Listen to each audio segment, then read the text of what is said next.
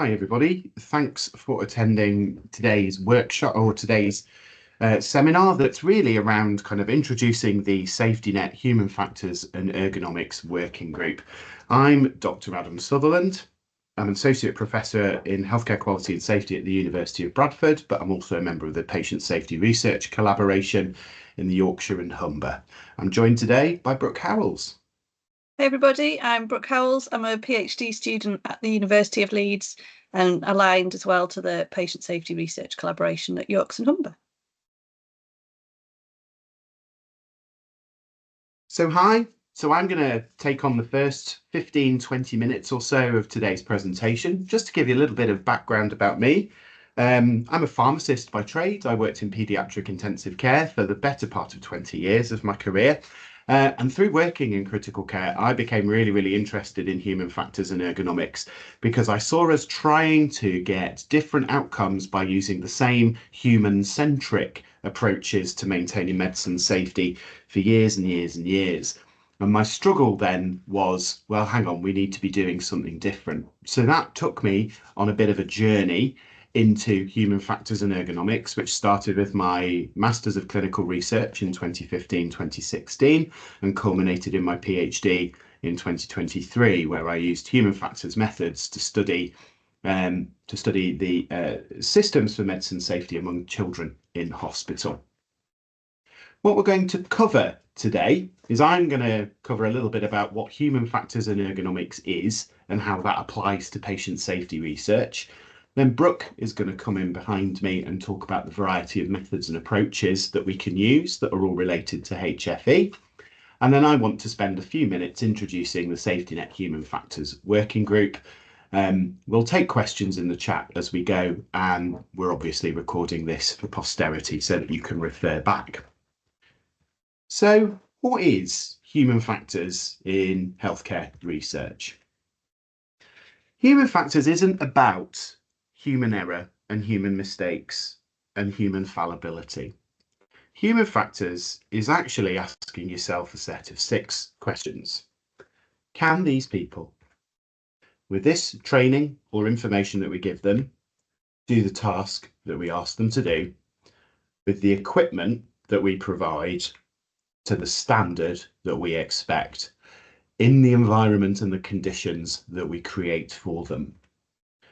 And if we take that to an abstract level, we can group these 6 questions into these 6 headings of individual, team, task, equipment, organisation, and environmental considerations. Those of you who are already switched on to human factors and ergonomics in healthcare will understand that these 6 headings relate to the SEEPS framework, which Brook will talk about a little bit later on. The underpinning theoretical model of human factors and ergonomics is what we call socio-technical theory. Socio-technical theory was discovered, or was first hypothesized by observing workers in a coal mine in the 1950s, and basically explains how humans interact with the objects and the technology and the environment around them, and how those 3 components influence the activities and the work of people. There have been multiple iterations of ways of modelling what socio-technical theory looks like over the succeeding 80-odd years. And what we've come to now is more around an onion model here, where people, the objects and the equipment that they use and the technology that they use are in the centre of that. That is the work that we do with the tools and the equipment that we've got. But then considering our personal workspace, so who we work with and what that environment is, and then thinking about the wider physical workspace. And that's thinking about things like lighting, heat, comfort, smells. But these are all things that are not in themselves closed systems. They're things that are then influenced by what we call organizational factors at the bottom here, which are our financial constraints. We all know at the moment there's not a lot of money going around, so that makes it difficult for us to really innovate and do different jobs. Our technical capability, so is the equipment and the environment really properly designed for what we want to do? We have our regulatory frameworks. These are our rules and our policies and our procedures. And we also are influenced by our social influences and our norms. And this is the way things are done round here, the unwritten rules. Socio-technical theory can be summarized with this diagram here, where we can see that everything within our system interacts with each other, and these interactions are unpredictable, they're difficult to see, they're difficult to understand, and actually, if we just take a system where we just view people as the central part of it, and we focus entirely on the people, you can see here that we're never going to get, or we're never going to improve the way our system works, simply because we're only focusing on one part of the system. And this is what we refer to as complexity. Multiple independent aspects of a system interacting with each other in unpredictable and unexpected ways.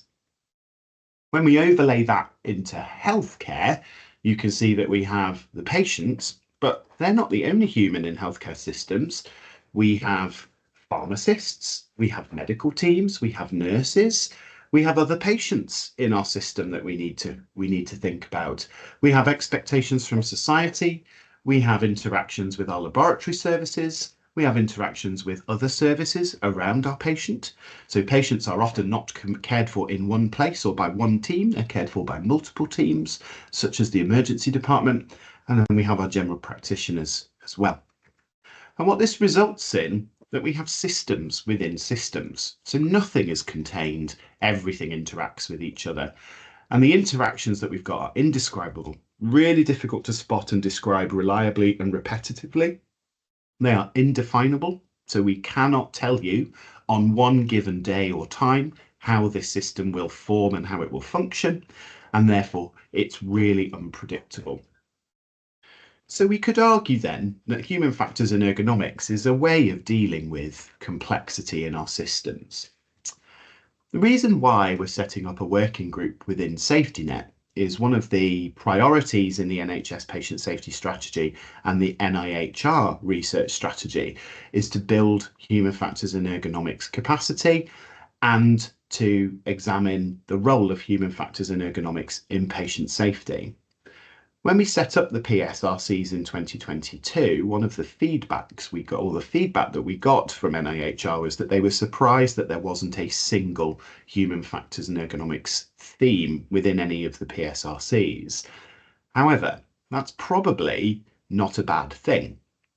I come from the position that HFE in healthcare safety research is actually a cross-cutting theme. It covers everything that we're doing.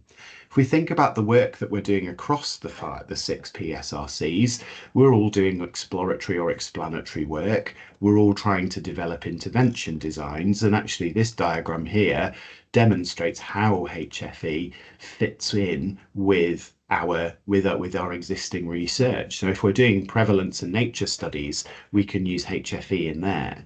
If we're looking to explain that prevalence and nature with causality and contributory factors, human factors and ergonomics has a huge impact on identifying contributory factors. If we want to look at barriers and opportunities to improvement, again, human factors and ergonomics provides a wide range of methods to study and observe that. And then when we come to intervention design, that is the very heart of human factors and ergonomics engineering. So you can see everything aligns. If we're thinking about the methods that we might use that sit within a human factors and ergonomics paradigm, we have ethnography. I did that with my PhD. We have anthropometrics, so measuring how human bodies interact with the systems around them. We could undertake environmental analysis, and there's also usability testing that we might need to undertake as part of our intervention development. When we're looking at different perspectives, human factors and ergonomics is actually really flexible when we're thinking about theoretical perspectives and views. Participatory ergonomics is actually central and fundamental to a lot of human factors approaches, with participation being core. You can't design a new system without consulting and involving the people who work within that system. That then gives us a nice path to public and patient involvement and engagement by involving patients in this. And again, in my PhD, I involved patients and parents in my analytical processes and the interpretation of my data. And that then leads us quite beautifully into human-centered design, where we're actually working with the people doing the job to improve and design their perspective, to improve and design their work. And when we then take the step up and we start thinking in a more abstract way about what our theoretical aspects are, HFE sits perfectly within the MRC complex intervention design workflow and model. It provides abundant and robust theoretical analyses. It allows us to see how work is done and work is imagined might interact, which then gives us some measure of fidelity or some understanding of the fidelity of our interventions. And emergently, as we start getting into complexity science properly, we are starting to dip our toes into the field of healthcare resilience. How do we support our health services to adapt to unexpected events, and how do we support them to recover afterwards? So to my mind then, I would say that human factors in ergonomics is transdisciplinary. It's not interdisciplinary, it's transdisciplinary. We lift and borrow methods from a wide range of sciences: cognitive psychology, physical sciences, particularly biology and biometrics, and engineering. There's plenty of shared experience between other industries, particularly nuclear, aviation, maritime, rail, all of whom have improved their industries to be high reliability industries by judicious application of human factors and ergonomics principles. And we can learn a lot from all of those industries. HFE also gives us flexible methods and transferable theories, which really allows us to move forward and gives us greater opportunity and capacity for impact. We all know that that is what NIHR want us to do. I also then think that HFE is transformative. Without HFE understanding, we would never have reached the point we have done today in the first quarter of the 21st century, by understanding that healthcare failure is inevitable within a complex system.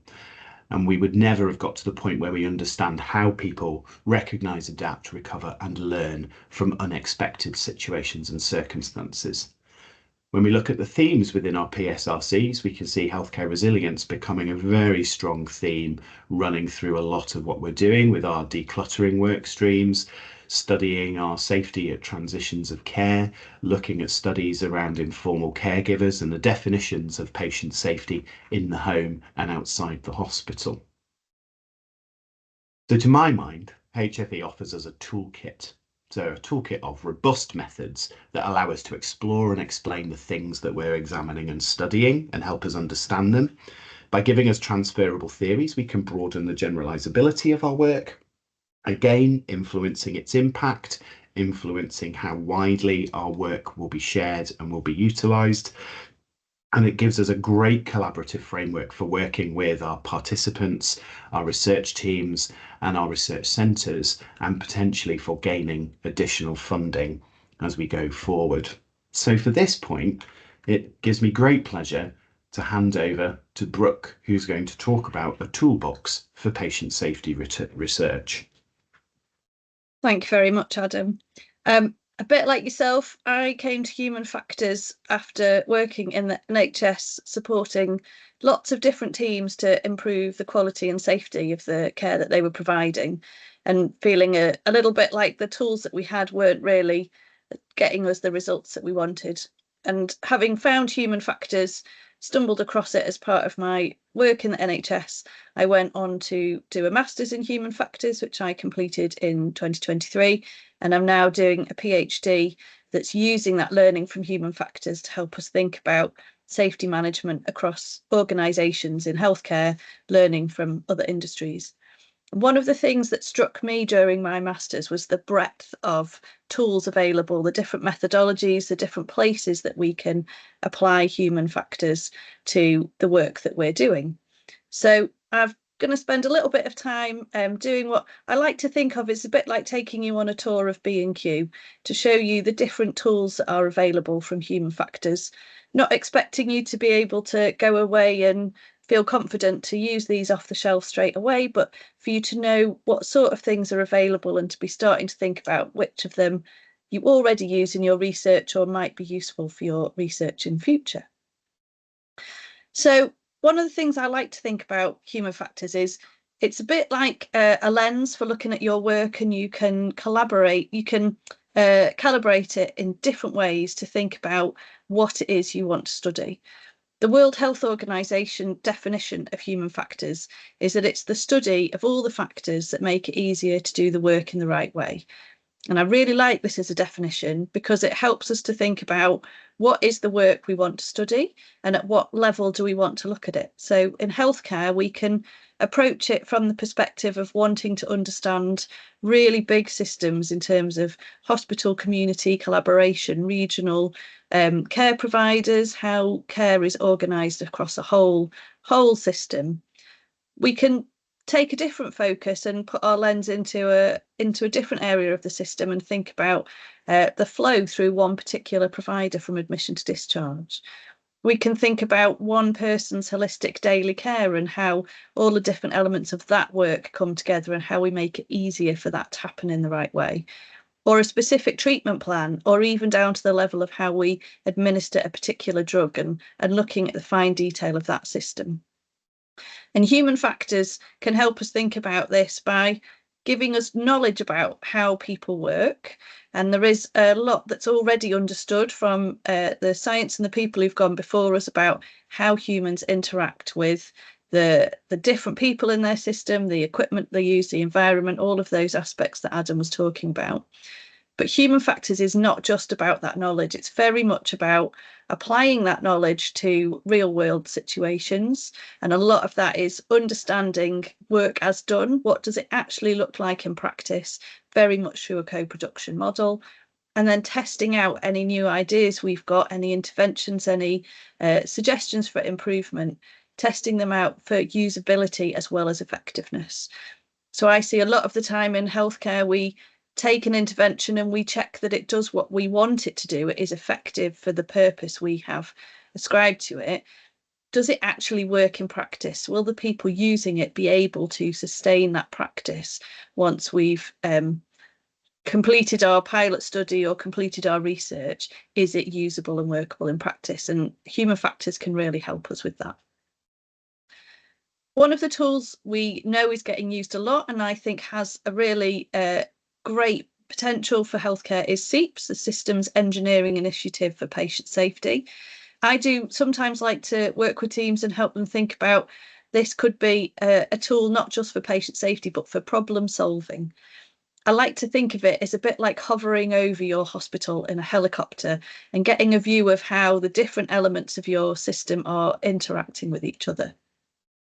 It's a really useful tool, but it doesn't necessarily show us all the detail of each interaction, which is why I think having a varied toolbox is really useful to help you understand your system. Keeping with the SEEPS model for a moment, one of the things we've noticed is that a lot of the time when people are using SEEPS, they're focusing on the work system element, which is the left-hand block of the model. And that's really useful and give us really good insight, particularly when we start to look at how the different interactions are focused on particular areas. So this is just one example from some work done in the East Midlands, mapping out interactions to identify hotspots. And this can help us to understand where we might be best focusing our work, because we can see where there are sort of a particularly high instance of interactions that might be affecting the work people do. So really mapping out all of those interactions. To help us use the SEEPS model, there are some other HFE tools. I'm not expecting you to be able to read the detail of these, just illustrative examples to help you think about the sort of tools we have. In the middle of SEEPS, we have the process element, helping us to think about the work that people are doing. And those people might be clinicians, they might be other professionals working in healthcare, they might be the patients and their caregivers. SEEPS really helps us think about all people who are doing activity within the system. We can use tools like hierarchical task analysis, which helps us to break down that work into detail and unpick all the different elements of it. Or a link analysis, which helps us to think about how people are moving around a space, whether it's a physical space like a ward, or even a piece of equipment and how they're interacting with the different elements of that equipment. and how complex it is, where there are opportunities to simplify it and make it more usable. And HFE gives us tools to really analyse that in detail. And those different elements help us to collect insight into what different pressures, what different interactions are influencing the system and creating those emergent properties, helping us move into a more safe space, but thinking about how financial constraints, time constraints, workload, etc., might influence different elements, as with Rasmussen's model of how risk is managed in different types of risk are managed in complex systems. So SEEPS is really beneficial. But I think what's really important is to recognise that SEEPS is not the only tool for modelling systems. And it's, as I say, it's a bit like hovering your helicopter over your hospital. There are different ways to look at it. So another tool that I like, and again, not expecting you to be able to read the detail of these models, just for illustrative purposes, Aximap for me is a bit like being stood in the car park outside the hospital and looking at the different floors of your hospital, metaphorically, of your system, understanding how interactions between different organisational and system levels can influence safety. Thinking right from the events that happen as at the time of an accident to what was happening on that ward, for example, and what was happening at an organisational level to influence the ward, and what was happening potentially all the way up to a national policy level that was influencing the organisation and the ward. And this helps us to think about how we can influence at different levels of the system. And then FRAM is a tool that helps us map the non-linear and complex interactions, helping us to think about the fact that the work that goes on in systems is often not a simple we do X, then Y, then Z, but multiple different things happening at multiple different times. And FRAM, although to some people looks a little bit like a spider had too much to drink before it walked across a page, really helps us to see where those interactions can group together, and there are potentials for the resilience to start to fall down, and again help us to focus on where we might focus our energies for improving the system and understanding it in more detail. And they both give us quite different reflections on what is happening in a system. So both tools that help us see our systems in different ways. If we want to think about going back to the idea that human factors is a lens that we can focus on different elements of the system, different levels of it, this encourages us to think about that it's not just understanding big picture systems, but we can go down to look at in different detail at different elements of the work we do. And usability is one of those places where human factors has got a wealth of tools that can help us, from things like the usability heuristics, which is a set of 10 ways of thinking about whether something is usable, and doing a sort of desktop exercise about whether people will be able to use it in practice. And there's a lot of knowledge and design that goes into helping us understand usability. There are also methods in human factors, which you might be familiar with, things like simulation testing, usability testing, empathy testing, which help us to actually have a go in practice in a safe space to work out, this is our idea of whether it's usable. In practice, what are the realities of what works, what doesn't work, how do people interact with those elements? So that can really help us in testing out new designs of protocols and interventions. We can also think about how we look at individual parts of the system, different interactions, and how we can use human factors to help understand and design those. Right from things like administering a drug and thinking about even the size of your syringe and whether that is comfortable to hold, easy to hold for everybody working in our system. So actually, as much as people's hands are roughly the same size, there is quite a lot of difference between people with small hands up to people with big hands, and the size of a syringe and the design of that could have an impact on how able we are to administer a drug safely, all the way up to things like the design of ambulances and whether when we design the cabs and the space that people are working in, we've designed that for different people's body shapes and sizes so that they can work comfortably and safely and administer care safely to the people they're looking after. We all heard about fit testing and the pandemic. And again, that's a human factors element of understanding different people's face shapes and body shapes and how we can make sure PPE supports them and fits them. And we're thinking about the spaces people are working in, how we store equipment, how people access equipment, and whether we are designing those sorts of environments for the people working in them. And you can get some quite easy fixes at times. So a really good example of that is a ward that recognised that their shelving was too high and a lot of the equipment was stored in a place that actually most of their staff couldn't reach. And the little step ladder quite often wasn't where they needed it to be. So they called facilities and asked them to put some shelves in at a lower height and move the store cupboard around so that they could access the things they needed regularly, easily. And that helps both staff safety and patient safety. There are ways that human factors can help us understand how we interact with the environment that we're working in and how the environment affects us individually. And again, this is for staff and patient safety. So a piece of work I did with some intensive care teams, neonatal intensive care, we had a team who recognised that they kept the space warm for the benefit of the babies, but that had an impact on staff comfort and therefore their ability to work safely. So we did a piece of work around helping them think about how they can stay hydrated, how they can time their breaks, how they can make sure their scrubs are thin enough that they're not overheating, all those different elements of the system to help them work safely. And we also did some work with the team thinking about how the noise in the intensive care unit might be impacting patient sleep and impacting their health and well-being, and using different ergonomics tools to help them monitor and reduce noise levels, which was for the patient benefit, but actually the level of noise they were having, it would have supported the staff as well to reduce that to prevent long-term hearing damage. So there's a whole range of different tools we can use with different elements of our system.